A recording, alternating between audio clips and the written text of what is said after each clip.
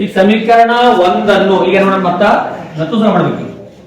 ಸಮೀಕರಣ ಓ ಸ್ಕ್ವಯರ್ ನಿಂದ ಭಾಗಿಸಿ, ಭಾಗಿಸಿ.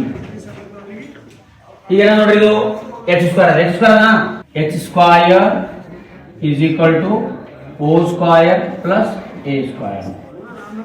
ಈಗ ಎಲ್ಲದಕ್ಕೆ ಯಾವ್ದು ಭಾಗ ಮಾಡ್ರಿ? ಓ ಸ್ಕ್ವಯರ್. ಸೊ ಇಲ್ಲಿ ಕೆಳಗೆ ನೋಡ್ರಿ ಓ ಸ್ಕ್ವಯರ್, ರೈಟಾ? ಇಲ್ಲಿ ಕೆಳಗೆ ನೋಡ್ರಿ ಓ ಸ್ಕ್ವಯರ್, ಇಲ್ಲಿ ಕೆಳಗೆ ನೋಡ್ರಿ ಪ್ಲಸ್ ಆಗ್ಬಿಡ್ರೆ ಪ್ಲಸ್ ಓ ಸ್ಕ್ವಯರ್. ಓಕೆನಾ? ನೋಡಿ ಇದು ಹೆಂಗ್ ಇವಾಗ ಕ್ಯಾನ್ಸಲ್ ಆಗ್ತದೆ ಆಗಲ್ಲ.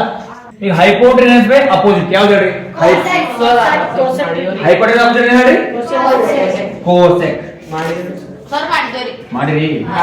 Cosec square theta is equal to ಹೇಳಿ ಅಪೋಸಿಟ್ ಬೈ ಅಪೋಸಿಟ್ ಏನು ಕ್ಯಾನ್ಸಲ್ ಆಯ್ತು. ಪ್ಲಸ್ ಏನು ಹೇಳ್ರಿ?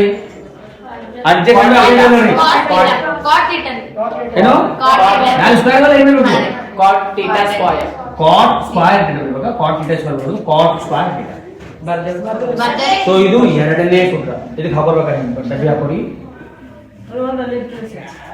ಎರಡನೇ ಸೂತ್ರ cosec square theta is equal to 1 plus cot square theta. ನೆನಪು ಬರ್ತದ ಎರಡನೇ ಸೂತ್ರ?